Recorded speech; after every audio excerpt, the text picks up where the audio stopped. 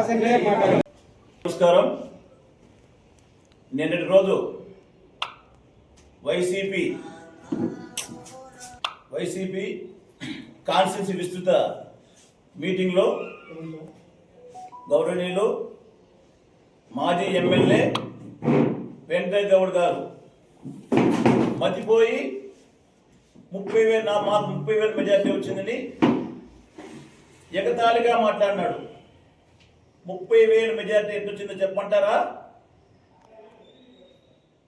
ఇతను బీకోటలో పోతే వక్కలిగిరి అంటాడు, బయట బిల్లులో వస్తే నేను బీసీ అంటాడు, గంగవరంలో వస్తే ఓటర్స్ దగ్గర పోయి నేను మీ గౌడు నేను మీ కురబగౌడు మీ బీసీ అని 2019లో నువ్వు ఓట్లు వేసుకొని 30,000 మెజార్టీని దమ్ముకుంటున్నావు. అది ప్రజలు యామారి నీకు 30,000 మెజార్టీ వచ్చి వేసినారు, ఓటేసినారు. కానీ ఇప్పుడు నీకు నెక్స్ట్ రేపు ఎమ్మెల్యే టికెట్ ఇస్తారా అని చూసుకో. ఇచ్చినా నువ్వు గెలుస్తావని ఒకసారి ఆలోచించు. మీరు చేసిన అన్యాయాలు అక్రమాలు ప్రజలు గమనిస్తున్నారు, ముందుగా గుర్తుపెట్టుకుంటున్నారు. అదేవిధంగా మీ అన్యాయాల అక్రమాల గురించి మీ జడ్పీ చైర్పర్సన్ వాసన్న గారు ఈ మధ్య కాలంలో చెప్పినారు మీ గురించి, ఎమ్మెల్యే గారి గురించి, అవినీతి గురించి. అది మర్చిపోయినావా? అదేవిధంగా ఇవన్నీ ఎందుకు మాట్లాడుతున్నారు మీరు? తిరుమల లడ్డు, పవిత్రమైన శ్రీ వెంకటేశ్వరి తిరుమల లడ్డు నెయ్యి కల్తీ జరిగిందని, దీన్ని డైవర్ట్ పాలిటిక్స్ చేసేదాని కోసమే ఇవన్నీ నువ్వు ప్రజల దగ్గర మాట్లాడుతున్నావు. కానీ ప్రజలు మిమ్మల్ని మర్చిపోరు, క్షమించరు. కాబట్టి ఏదైనా మాట్లాడేటప్పుడు తెలిసి అభివృద్ధి గురించి మాకు చెప్పు, పర్వాలేదు చేస్తాం. లేకపోని అవాకు జవాకులు మాట్లాడితే అది కరెక్ట్ కాదని కోరుకుంటున్నాం. నిన్నటి దినము వైఎస్ఆర్సీపీ నియోజకవర్గ విస్తృత స్థాయి సమావేశంలో మాజీ శాసనసభ్యులు ఏదో నియోజకవర్గంలో ఏదో జరిగిపోతా ఉంది, ఏమేమో అయిపోతా ఉంది, ఏందేందో జరిగిపోతా అని చెప్పి ఉలిక్కిపడి ఎగిరెగిరి మాట్లాడిన మాటలు మనందరం చూసినాం. ఏందో కంకర్ గురించి మాట్లాడినాడు, ఇసుక గురించి మాట్లాడినాడు, ఇంకోటి ఏందో షాపింగ్ కాంప్లెక్స్లో షాపింగ్ రూముల గురించి ఏదో మాట్లాడడం జరిగింది. సరే, కంకర్ విషయాన్ని తీసుకొని వస్తే కంకర్ మిషన్ని అక్రమంగా లాక్కునింది ఎవరని చెప్పి నేను ఈ పత్రికా విలేకరుల సమావేశంలో అడుగుతా ఉన్నాను. చెక్కులు ఇచ్చింది ఎవరు? చెక్ బౌన్స్ అయింది ఎవరు? కోర్టుకు తిరుగుతా ఉండేది ఎవరు? నీదే కంకర్ అయితే, నీకే పర్మిషన్ ఉంటే, మా ప్రభుత్వం వచ్చిన వెంటనే రాత్రికి రాత్రే ఎందుకు మిషన్లు ఎత్తుకుని వెళ్ళిపోయినావు? నీదే కంకర్ అయితే, నీదే క్వారీ అయితే, నీదే అన్ని పర్మిషన్లు ఉంటే రాత్రికి రాత్రి ఎందుకు ఎత్తుకొని పోవాల్సిన అవసరం వచ్చింది అని ఒక ప్రశ్న అడుగుతుంది.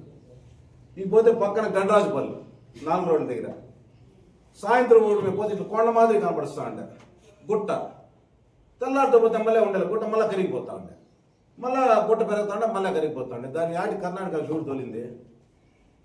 పక్కన వాడు ఈ ఎక్స్ప్రెస్ హైవే చేసిన రోడ్ అతను పెద్ద కాంట్రాక్టర్, అతను దిలీప్ కన్స్ట్రక్షన్స్ అనుకుంటా. గుట్ల కంకర యాడికి గుడిసా ఎవరు తోలుకొని వెళ్ళిపోయారు? అది ఎవరు తోలుకొని పోయింది తెలుదా? నియోజకవర్గ ప్రజలకు మొత్తానికి తెలుసు. ఆడపై సంగరాలపేట చెరువుని పోయి అడిగితే ఇసుక ఎవరు తోలిందా, చెరువుని అడిగితే కూడా చెప్తుంది. అదే కాకుండా JJM tank, Jal Jeevan mission tank కట్టకుండానే బిల్లు చేసుకునేది ఎవరని చెప్పి ఒకసారి మనం కూడా తెలుసుకుంటే బాగుంటుంది. ఇకపోతే షాపింగ్ కాంప్లెక్స్, అవును షాపింగ్ కాంప్లెక్స్ నిజమే. బైరడపల్లి జడ్పీ హై స్కూల్ ఉన్నత పాఠశాలలో షాపింగ్ కాంప్లెక్స్ శాంక్షన్ చేయడం జరిగింది జిల్లా పరిషత్ నిధులతో. షాపింగ్ కాంప్లెక్స్ పనులు చేసిన తర్వాత, ఎందుకంటే రోడ్డు కట్టంగా రోడ్డు ముందర కొందరు ఏదైతే ఆక్రమంగా నిర్మించుకొని వ్యాపారాలు చేసుకుంటున్నారో రోడ్డుకి ఇబ్బందికరంగా ఉండిన ఉద్దేశంతో షాపింగ్ కాంప్లెక్స్ కట్టేది వాస్తవమే, దానికి బాడిగలకు ఇచ్చేది వాస్తవమే, దాంట్లో వచ్చే డబ్బులు కానీ దాంట్లో వచ్చే దీన్ని కానీ స్కూల్ డెవలప్మెంట్ కూడా వాస్తవమే. దీనికి తప్పే ఉంది. ఏదో నేను అనుకునేస్తా, నేనేదో చేస్తానంటే ఏంది అనుకునేది? కాబట్టి మాట్లాడేటప్పుడు జాగ్రత్తగా మాట్లాడాలా. మా ఎమ్మెల్యే గారిని మా నాయకుడిని విమర్శిస్తే ఈడెవరు చూసుకొని అయితే ఊరికే ఉన్నాం. లేదు నువ్వు ప్రజాక్షేత్రంలో ఉన్నానంటున్నావు కదా, ప్రతిపక్ష పాత్ర నువ్వు పోషించు, మాదేమన్నా డెవలప్మెంట్స్ అంటే మాట్లాడతాం. ప్రతిసారి రోడ్లకు అడ్డం పడింది ఎవరు? శాంక్షన్ రోడ్లకి ఇబ్బందులు పెడతా ఉండేది ఎవరు? మా మా కైగల్ రోడ్ ఏదైతే రామచంద్రం రోడ్డు ఉందో ఆ రోడ్ని అడిగితే పోయి ఎవరు కంకర తోలుకొని పోయింది. కంకర ఎవరు తోలింది కూడా ఒకసారి అడిగితే ఆ గ్రామాల్లో పోయి అడిగితే చెప్తారు ఎవరు తోలింది కంకర అంటే రోడ్డుకు తోలిండే కంకరని. ప్రతి పంచాయతీలో ఒక ఏజెంట్ని పెట్టుకొని గత 5 సంవత్సరాల్లో యథేచ్ఛగా ఆక్రమంగా ఇసుకను లూటీ చేయడం కూడా మీకు అందరికీ తెలుసని చెప్పి మరొకసారి తెలియజేసుకుంటూ, మాట్లాడేటప్పుడు కొంచెం విలువలు విశ్వసనీయతలు పెట్టుకొని మాట్లాడితే చాలా బాగుందని చెప్పి మరొకసారి తెలియజేసుకుంటున్నాను. నమస్కారాలు. నిన్న మాజీ శాసనసభ్యులు వెంకయ్యగౌడ్ గారు వాళ్ళ పార్టీ మీటింగ్ పెట్టి మొత్తం తెలుగుదేశం నాయకులు, ముఖ్యంగా మా ప్రీతమ నాయకులు పలమనేరు శాసనసభ్యులు అమరన్న గారి గురించి హేళనగా మాట్లాడాడు. అయ్యా వెంకయ్యగౌడ్ గారు, మా నాయకులు అమరన్న గారు గ్రామ స్థాయి నుంచి సర్పంచ్ స్థాయి నుంచి మంత్రి స్థాయిగా వచ్చిన రోజు కూడా ఏ ప్రతిపక్ష నాయకుడిని అమర్యాదగా మాట్లాడడం కానీ, ఎక్కడ నువ్వు నువ్వు నువ్వు అని సంబోధించడం లేదు. నేను కూడా మిమ్మల్ని నాకన్నా వయసులో చిన్నవారైనా మీరు మాజీ శాసనసభ్యులు అని సంబోధిస్తున్నా. ఎందుకంటే మనం ప్రజల్లో ఉన్నాం, ప్రజాక్షేత్రంలో ఉన్నాం. విలువలతో కూడిన మన యొక్క మాట తీరు అనేది చాలా ముఖ్యం. మీరు మాట్లాడిన మాటలు మీడియాలో చూసిన వ్యక్తులందరూ నవ్వుకుంటున్నారు. మీ తండ్రి వయసు కన్నా పెద్ద వయసు కలిగిన ఒక గౌరవప్రదంగా ఉండే శాసనసభ్యులు, ఎక్కడ అవినీతి ఆరోపణ లేకుండా మచ్చలేని నాయకుడు మా అమరన్న గారు. అలాంటి నాయకుడి మీద నువ్వు ఏదో నేను మాట్లాడితే ఇది ఒక పెద్ద స్టేట్ న్యూస్ అవుతుంది, నేనేదో పెద్ద హీరో అవుతాను అని మీరు మాట్లాడడం ఎంతవరకు సమంజసమని చెప్పి కూడా మేము ప్రశ్నిస్తున్నాం. తర్వాత మీరు ఆక్రమణలు, భూముల దోపిడీ గురించి మాట్లాడారు. మాజీ శాసనసభ్యుల వారు భూముల దోపిడీ గురించి, గంగవరం మండలంలో భూముల దోపిడీ జరుగుతూ ఉంది అని మీరు మాట్లాడారు. చెప్పండి, ఏదైనా మీ దగ్గర ఆధారం ఉందా? ముఖ్యంగా మీరు మాట్లాడింది 30 కోట్లు విలువైన 346/2 సర్వే నెంబర్ గురించి మీరు మాట్లాడారు. 346 మీ ప్రభుత్వంలో మీరు శాసనసభ్యులుగా ఉన్న సమయంలో పలమనేరు నియోజకవర్గంలోని గంగవరం మండలం గంగవరం రెవెన్యూ గ్రామ దాఖలాలో 346/2A ఉన్న వంకపరంబోకు భూమిని అప్పటి కలెక్టర్ గారు ప్రొసీడింగ్స్ ఇవ్వడం మీ ప్రభుత్వంలో జరిగింది, అవునా కాదా? తరువాత అదే భూమికి సంబంధించి అగ్రిమెంట్, ఈ అగ్రిమెంట్ ఎవరు చేసుకున్నారు? మీరు మాజీ ఎమ్మెల్యే గారు, మీరు బీ ఫార్మ్ ఇచ్చి ఎంపీటీసీగా గెలిపించుకున్న వ్యక్తికి ఇదే భూమి అగ్రిమెంట్ అయింది, వాస్తవం కాదా?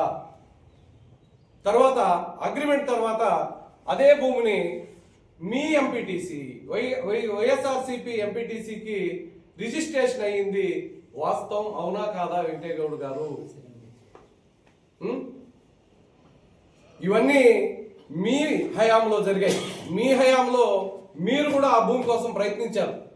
మీరు కూడా ఆ భూమి కోసం ప్రయత్నిస్తే మేము ఇతనికి ఆ భూమి ఇస్తే మాకు డబ్బులు ఇస్తాడో ఇవ్వడో, ఆల్రెడీ చెక్ బౌన్స్ కేసుల్లో కోర్టు చుట్టూ తిరిగే వ్యక్తి మాకు డబ్బులు ఎక్కడిస్తాడు, అతనికి ఆయన పక్కలో ఉండే అనుచరులకి మనం ఈ భూమి అమ్మకూడదు అని మీ పార్టీకి సంబంధించిన వాళ్ళే వేరే వాళ్ళకి ఏదో అమ్ముకున్నారో, వాళ్ళు ఏం చేసుకున్నారో మాకు కానీ మా శాసనసభ్యులకు కానీ ఎక్కడైనా సంబంధం ఉందని నిరూపిస్తే దేనికైనా మేము సిద్ధమని చెప్పి కూడా తెలియజేస్తున్నాం.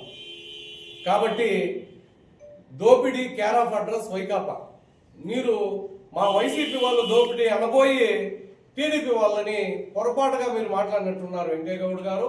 ఒకసారి సరిచూసుకోండి బ్రదర్ అని చెప్పి కూడా నేను తెలియజేస్తున్నాను. ముఖ్యంగా దోపిడీ దోపిడీ అని చుట్టూ మాట్లాడతాడు. గంగవరంలో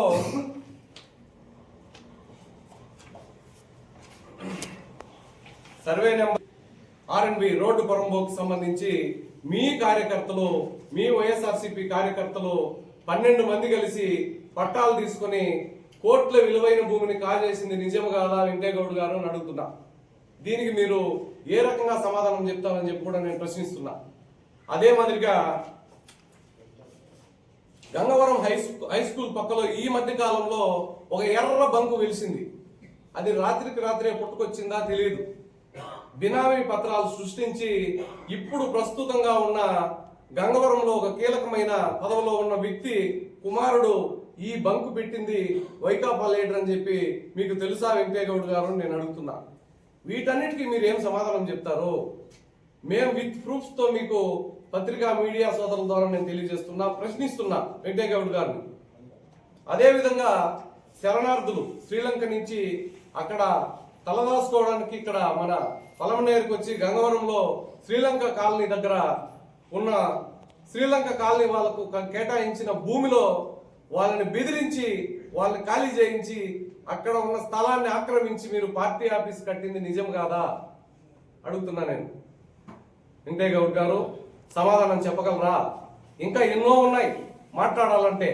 మీరు మాట్లాడే ముందు అన్ని వాస్తవాలను తెలుసుకొని మాట్లాడండి. దోపిడీ చేశామని మా నాయకుల మీద మీరు మాట్లాడే స్థాయి మీరు కాదు. దయచేసి గుర్తించుకోండి. మీ తప్పుల్ని కప్పిపుచ్చుకోవడానికి ఇతరుల మీద మీరు నిందలు వేస్తూ ఆరోపణలు చేయడం సమంజసం కాదని చెప్పి కూడా ఈ సందర్భంగా తెలియజేస్తున్నారు. ఈరోజు ప్రెస్ మీట్ ముఖ్య ఉద్దేశము ఇప్పుడు దాకా పెద్దలందరూ కూడా మాట్లాడారు.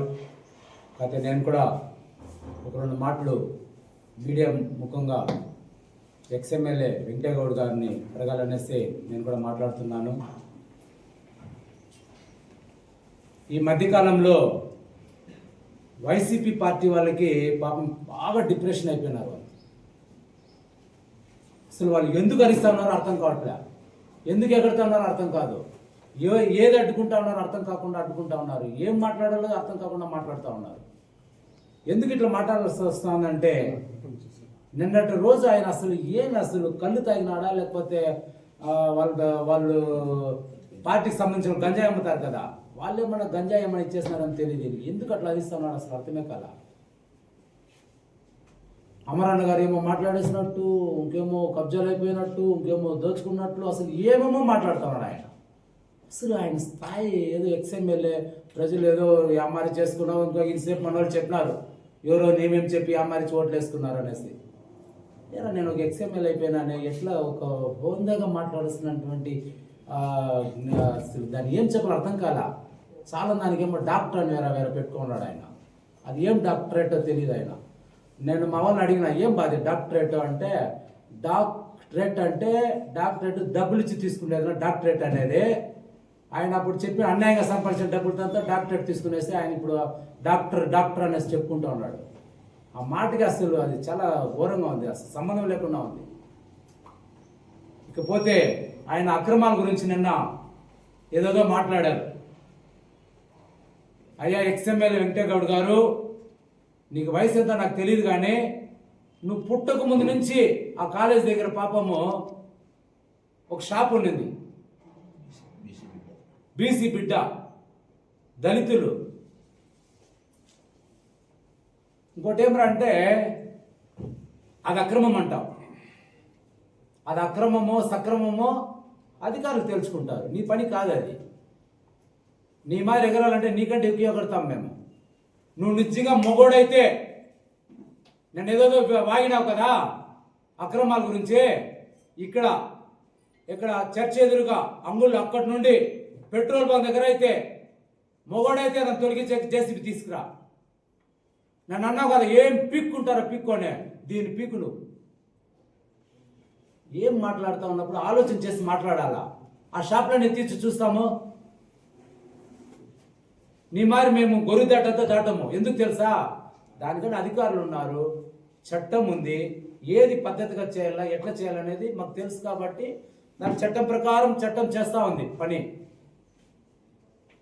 మొన్నటికి మొన్న కూడా చర్చ్ ఎదురుగా ఒక ట్రాఫిక్ బాగా ప్రాబ్లం ఉంటే అధికారులు మేమేమైనా వచ్చినాం అక్కడ వాళ్ళకి వచ్చి వాళ్ళందరినీ పిలిచి ఇంకా వెనక్కి పోండి పద్ధతిగా, ఎందుకంటే వాళ్ళు కడుపు కొట్టేది మాకు ఇష్టంలే. నీ మాదిరి అజ్ఞానుడు అయితే ఎప్పుడో కొట్టించేసింటారు తెలుసా నీకు? జ్ఞానం ఉంది కాబట్టి, ప్రజలు బాగోగులు తెలుసు కాబట్టి నిదానంగా చట్టం ప్రకారం చట్టం చేయాలనేసి. నీ మాదిరి దౌర్జన్యాలు అది చేయాలంటే నువ్వు అక్కడ రోడ్లో నిలబడుకున్నావు కదా, 5 నిమిషాలు పట్టదు. మేము వచ్చి నిలబడుకుంటాం, అసలు నిలబడలేవు. కాకపోతే నీ మరి పద్ధతి లేకుండా మేము నడుచుకోము. 30 సంవత్సరాల నుంచి నువ్వు ఎవరన్నా అడుగు, నువ్వు పుట్టిండు అసలుకి 30 సంవత్సరాల నుంచి వాళ్ళు అక్కడ అంగడి ఉండిందా లేదా, వాళ్ళకి పట్టా ఇచ్చినారా లేదా, కోర్టులో పర్మిషన్ తీసుకున్నారా లేదా,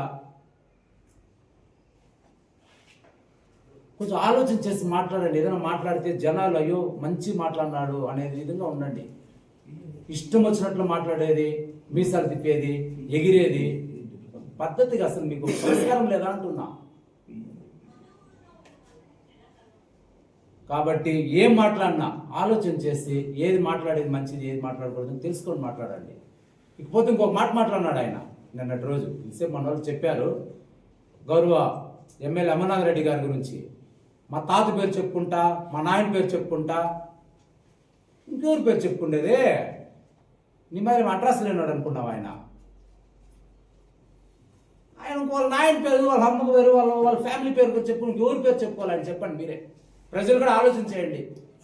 అమరన్న గారు వాళ్ళ నాయన పేరు చెప్పినారు, వాళ్ళ నా తాత పేరు చెప్తారు, వాళ్ళకి హిస్టరీ ఉంది, నీకు లేదు అనేసి నువ్వు అట్లా బాధపడితే ఎట్లా? హిస్టరీ లేకపోతే హిస్టరీ తెచ్చుకో, ఎట్లా డాక్టరేట్ తెచ్చుకోడు కదా, డబ్బులు ఇచ్చే. అమర ఎక్కడ తెచ్చుకోపోయి ఎవరికైనా బాడుకి ఇస్తారేమో. అమరన్న గారు వాళ్ళ నాయన పేరు చెప్పుకుంటారు, నాయన పేరు చెప్పుకుంటే తప్ప ఇదేంది బయట అన్యాయం ఇదే. కాబట్టి ఏది మాట్లాడినా పద్ధతిగా మాట్లాడండి. ఊరికే అతను పాపం బీసీ అతను. ఇంకోటి మెయిన్ ముఖ్యంగా ఏమనంటే ఈ ఎక్స్ఎమ్మెల్యే కూడా తెలుసుకోవాలా, ప్రజలు కూడా తెలుసుకోవాలా. ఎమ్మెల్యేకి పిఏ ఉంటారు, ఎమ్మెల్యేకి పిఆర్ఓ ఉంటారు, ఎమ్మెల్యేకి అభిమానులు ఉంటారు. అభిమానులు పిఏ అనేది, పిఆర్ఓని అభిమానులు అనేది తెలుసుకోండి ఫస్ట్. ఎవరు పిఏ? ఇన్ఫర్మేషన్ యాక్ట్ కన్నా కట్టండి. ఎమ్మెల్యే అమర్నాథ్ రెడ్డి గారికి పిఏ ఎవరు అంటే ఎవరన్నా చెప్తారు. లేదా బస్ స్టాండ్లో లేదా మిట్టు పైన ఎవరిని అడిగితే ఎవరు పిఏ అంటే చెప్తారు. తెలిసి తెలియకుండా చదువు లేని వ్యక్తి మాదిరి మాట. చదువు లేదో ఉందో లేదో నాకు తెలియదు, కానీ చదువుకున్నట్టు లేదు చెప్తా ఉంటే. ఊరికే డాక్టరేట్ అని పెట్టుకున్నా కానీ పిఏకి పిఆర్ఓకి సంబంధం లేదు. తెలుసుకోండి ఫస్ట్.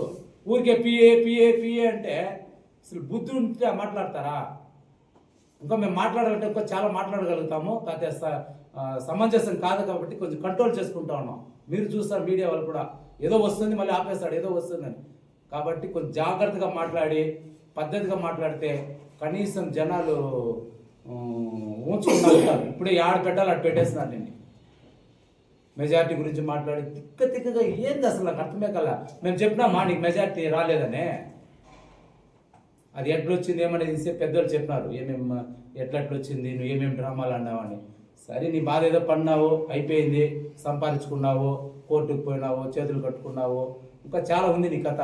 అవంతా చెప్పించుకోవాలంటే నువ్వు మళ్ళీ మళ్ళీ రిపీట్ చేయండి. లేకపోతే ఎట్లా మాట్లాడాలో మాట్లాడి నేర్చుకోవాల్సిన సందర్భం కోరుకుంటూ అందరికీ నమస్తే.